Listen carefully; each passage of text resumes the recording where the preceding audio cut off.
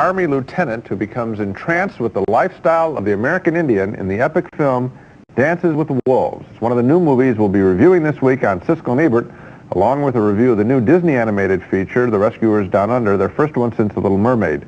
I'm Gene Siskel of the Chicago Tribune. And I'm Roger Ebert of the Chicago Sun-Times. While I was watching Dances with Wolves, I gradually found myself filled with the kinds of feelings that I've always gone to the movies for. This is a sweeping, beautiful, romantic, exciting, committed movie, an epic Western that takes place in 1864 when a Union soldier asked to be posted out west because he wants to see the frontier before it's all gone. The officer, played by Kevin Costner, is sent to a post where he's the only white man for miles around, and one day he surprises a Sioux Indian neighbor who's come to see what he's up to. You there!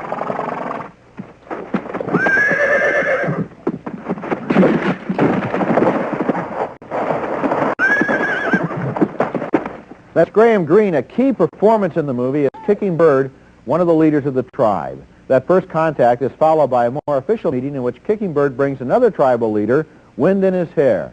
The Indians try to make sense out of the soldiers' attempts to communicate. Wait, just a minute.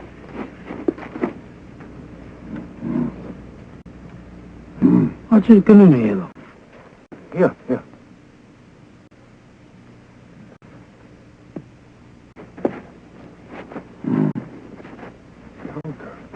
That's Rodney Grant as Wind in his hair, and his presence is one of the anchors of this movie. Gradually, haltingly, the men make friends. And communication becomes easier when the Indians bring a white woman who has lived with them since they found her as a small child. She still remembers a little English. I'm John Dunbar. John Dunbar. John Dunbar. Dances with Wolves is filled with wondrous outdoor adventure and photography like this buffalo hunt.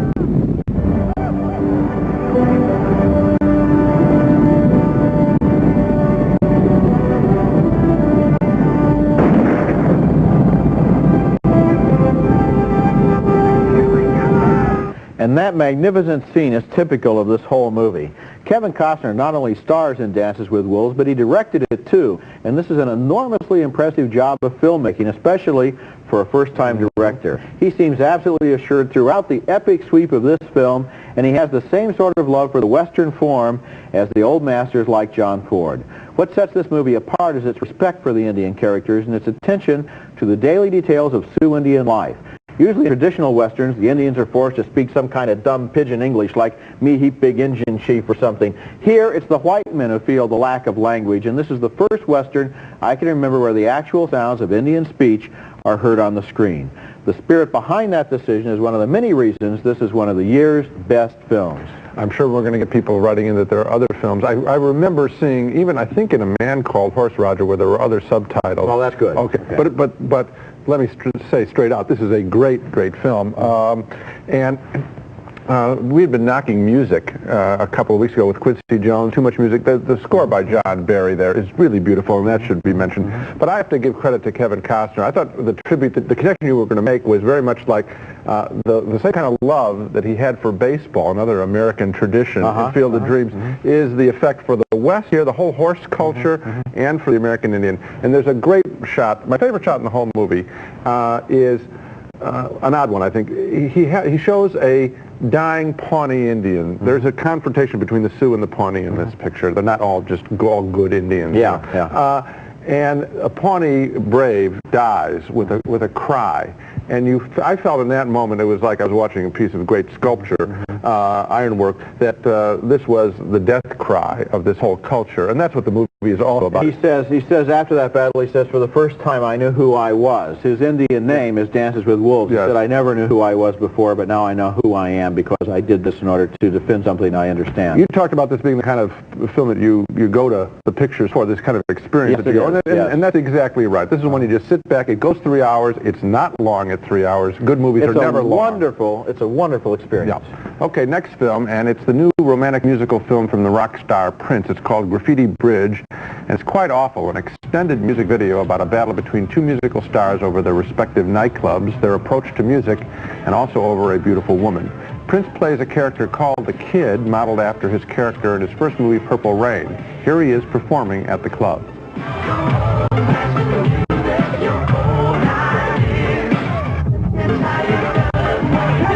Competing with Prince is Morris Day, also from Purple Rain. His own nightclub is Red Hot, and he is also part owner of Prince's Club. Morris Day doesn't like Prince's new musical act. People tell me you've been making that spiritual noise again. You know, I can't make no money that way. If you ever gave it a chance, one day you would. That dialogue is so awkward and stilted, and the woman we saw in the reaction shot there, she has an empty role. There's a whole lot I can't believe about Graffiti Bridge. The spirituality battle is lame. Prince is not the least bit appealing when he isn't singing. And actually, in performance there, I didn't think he was particularly exciting. Morris Day isn't as funny as he was in Purple Rain. In fact, if you remember, we both liked Purple Rain so much, I now have to wonder if that film was a fluke. Purple Rain had so much energy, so much passion, so much conviction. Those are three qualities that are lacking here. Right. And one thing this movie doesn't have from beginning to end is an electrifying song and dance sequence that really takes off and carries you with it. It's a real flat, low-energy film. Prince is shot in the fog a lot of time. In fact, the whole picture is foggy. Coming up next, The Krays, a movie about the most famous and feared criminals in modern London history. And then later in the show, the new Disney animated feature, The Rescuers Down Under. Oh, little gentleman. You make me feel proud. The both of you. Make it all mean something.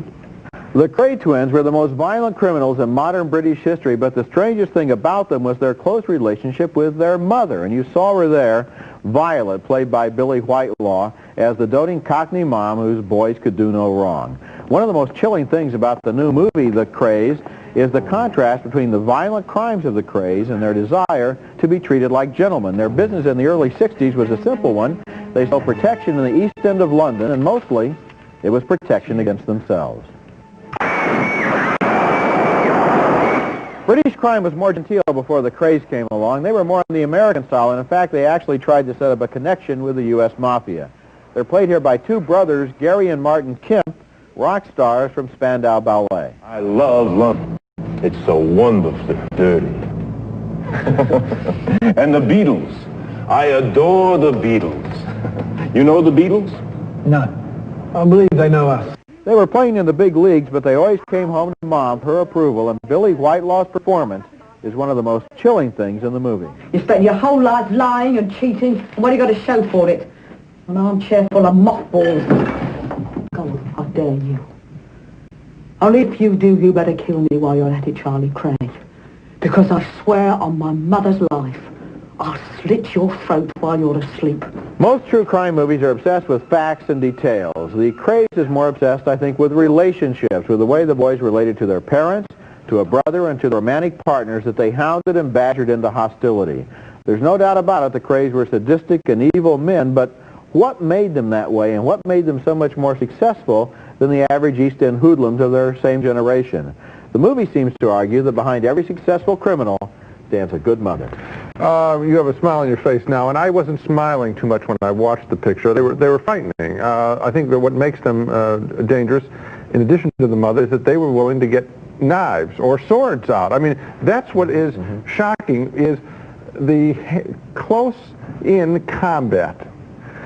It's one thing to shoot somebody from hands-on violence. What you're talking about is that in British crime, up until that point, the cops didn't carry guns, the robbers usually didn't carry guns, and people handled things more or less in a kind of like in one of those real old Jimmy Cagney dead-end kid type movies. And then suddenly along came these guys who personally would walk right up to you and cut your face open. That was their specialty. And they scared the other criminals off the turf. Absolute evisceration up close. Right, I mean, yeah. And when we see that in the picture, it's shocking. And the film, I think, and that's what I like so much about a lot of British crime stories, is it's mundane. It's very practical. They pick up a knife and they cut you up. And there are really some good performances. Very, very good. These guys, there was good casting. Coming up next, the Rescue Aid Society is back in action with the Rescuers Down Under.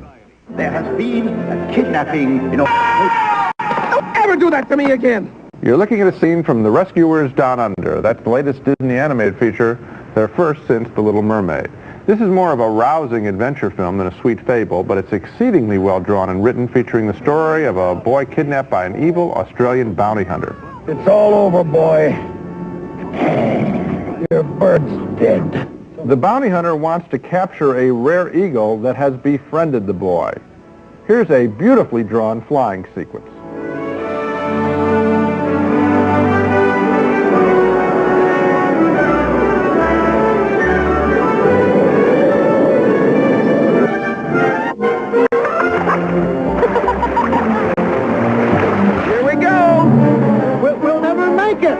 Out to rescue the boy are the industrious mice of the Rescue Aid Society, the timid Bernard and the strong Miss Bianca. We first met them in the 1977 animated hit, The Rescuers. Thank you.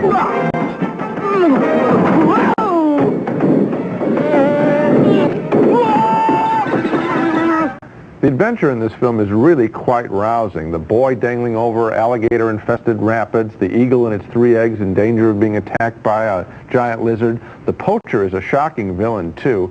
There's a hospital scene that's meant to be comedic but frightened a 4-year-old that I took to this movie. This film may be too intense, I think, for kids under 5 or 6, but for older ones, including me, I found it very exciting with a great range of emotion, from those moments of terror to the more gentle comedy involving the Rescue Aid Society, tiny little creatures. It's a very strong entertainment. I agree with you. It's not, however, a great original leap like The Little Mermaid. No. It's just a real good, competent, well-made, exciting action animated film. Yes, but also, in some cases, drawn in a very adventurous style. Yes, it is. Well, there were the landscape of the couple of other comments I want to make. One thing I didn't like is the fact that the poacher is shown with a very dark complexion. One thing that I really have to question, why do they have to identify bad guys with people with darker complexions and good guys with people with lighter complexions? Why not just draw him as another person the same color as everybody else in the movie? Let me answer it. I think that I didn't pick up that he was dark complected. I saw that as a guy being shot in shadow, and that's the way I saw it. I'm sorry, that's the way I saw it. Look at it again. No. Another thing I didn't like is the fact the movie starts with The Prince and the Pauper, a little Mickey Mouse, longish short subject, about 22 minutes long. Oh, if I could take your place for just one day. Yes. What a grand idea. The movie stars Mickey Mouse, Donald Duck, Pluto, and Goofy in an animated version of the old Mark Twain classic, and I thought it was a lot of fun. One thing that bothered me a little bit is, between Mickey Mouse and the Rescuers, a ticking clock comes on the screen for 10 minutes, and that's obviously to send people out to buy popcorn, and I thought that was a little bit uncalled for, even though I did enjoy both movies. It gives them, at least the kids, a chance to go to the bathroom, also to prepare for a change in emotion, because you have a sweet little innocent Mickey Mouse show, and then a fairly intense action-adventure film. And I'm sure that's why they put it in, and it had nothing to do with selling popcorn. Coming up next, Gene talks with Barry Levinson, director of Rain Man and Avalon, who gives us a director's view of movie critics. Roger and I have criticized movies and their makers, and I thought it was high time a filmmaker got a chance to turn the tables on us. Recently, both Roger and I gave rave reviews to Barry Levinson's new movie, Avalon, the personal story of his immigrant parents and grandparents, but that didn't stop Levinson from taking the bait when I asked him to find fault with movie critics in general. When you either watch film critics discuss your work or the work of others or read criticism, are there some times when you say, boy, they got that all wrong? The hardest one would be is where they would assume who did what. Probably most common. It's hard, you know, what happens is sometimes we credit the cinematographer, sometimes we credit the director. Sometimes it's very hard to be specific as to who did what. Or in terms of the writer, because the writer may have written it. With his last movie, Rain Man, Levinson said he was disappointed with Dustin Hoffman getting more praise than Tom Cruise. He thinks critics may have been thinking more about Cruise's character rather than his performance. Who's your mother? Eleanor Babbitt. Eleanor. Died January 5th, 1965 after a short... Who the hell are you? Uh-oh. Well, Tom, I don't think got the credit that he should have gotten, because he has to drive the movie. He has to push that film at all times. He has to instigate everything that happens, because Raymond doesn't instigate it on his own.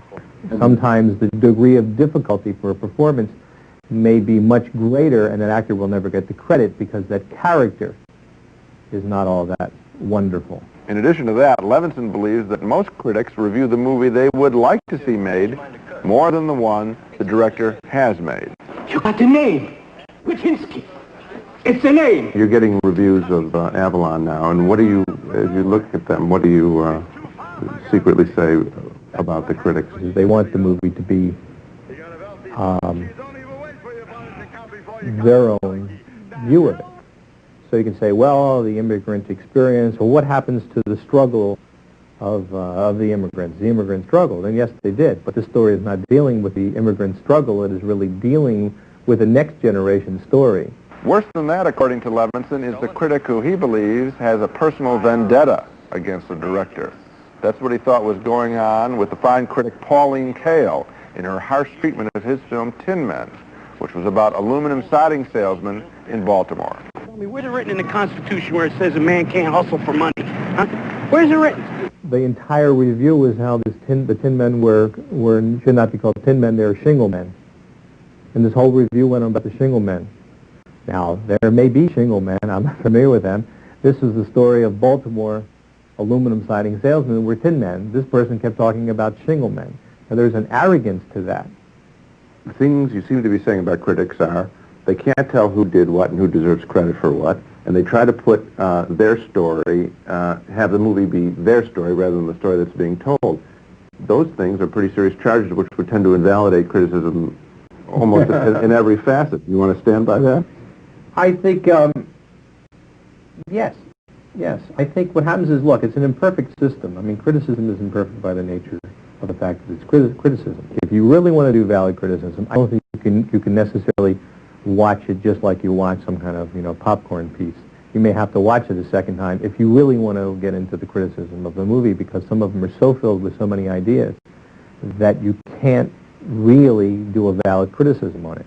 His last suggestion about seeing a picture more than once, I find myself acting on when I think the picture has some value. This past summer, I saw more pictures a second time, once even a third time, before reviewing them, when they're worth it. Yeah, most of the time, though, you have to agree, like maybe 98% of the time, we only get a chance to see a movie once before it's reviewed, and that's true with all critics. And after all, people who go to the movies basically only go to see it once. So maybe the review should be based on a single viewing. Well, it doesn't hurt if there's something there to see a second time, to pick up nuance. Goodfellas, Scorsese's film, saw that twice before. Yeah, well, there are pictures I've seen 50 or 60 times. But the point is that in general, what he's talking about exists in a utopia, because most studios do not make pictures available to be seen more than once, and the reviews have to appear on opening day. So what are you going to do? What about some of his other criticisms?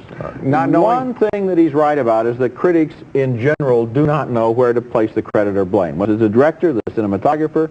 Was it the writer? Was it the actor? That's true. He's probably true about Rain Man, that Tom Cruise's performance was underrated. The one method that I use is when an actor has been unimpressive for a long period of time and then suddenly is, I think it's the director that used him in a proper way. Maybe it was a bad director all the other time. No. When we come back, one of the most charming movies of 1980 contains a performance by a teenager who grew up to be one of the top stars of 1990. Do you recognize her?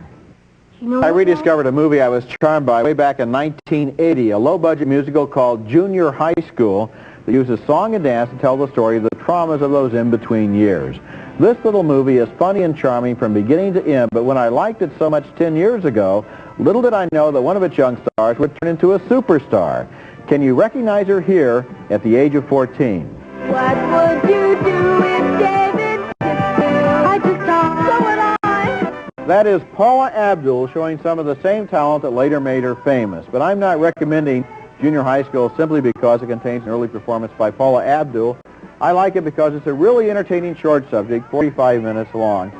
And Paula Abdul sure looks different today than she did then. The movie is available, by the way, in at least one national chain of video stores. And now let's take another look at the movies we reviewed on this show. Two very enthusiastic thumbs up for Kevin Costner's magnificent and visionary Dances with Wolves. Two thumbs down, though, for the disappointing lackluster Prince musical, Graffiti Bridge. Two thumbs up for the Krays, the British crime movie that brings violence home in a very immediate way. And finally, two more thumbs up for the exciting and entertaining animated feature, The Rescuers Down Under. And so, of course, the real discovery this week is Dances with Wolves, which is certainly Academy Award material. They thought the Western was dead. If you make it with a lot of heart, it can work. It's a great film. That's it for this week. Next, we'll be back with Rocky V, starring Sylvester Stallone, and also the comedy Home Alone, starring Joe Pesci and Daniel Stern being terrorized by little Macaulay Culkin. That's next week.